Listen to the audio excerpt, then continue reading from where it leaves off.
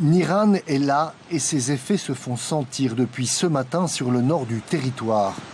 Cyclone de catégorie 5, il se déplace vite, à 40 km/h.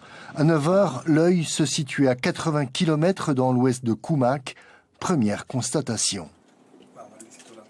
On a du vent assez fort sur la pointe nord, avec 130 km/h en rafale du côté de Point-Gamme et un vent moyen de 100 km/h. Et également sur Touo, on a relevé des rafales de 100 km/h de secteur nord. Peu de pluie, du vent, c'est principalement sur la côte ouest que Niran risque de faire le plus de dégâts.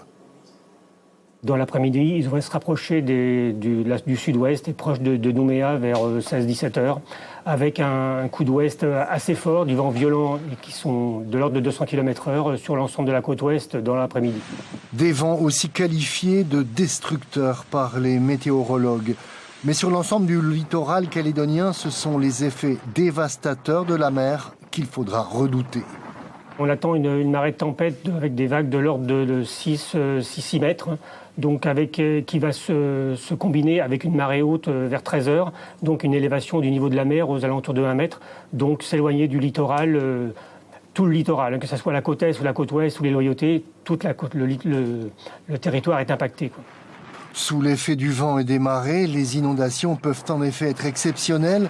Selon la sécurité civile, la hauteur des eaux pourrait atteindre 2 à 3 mètres de plus que le niveau habituel des marées.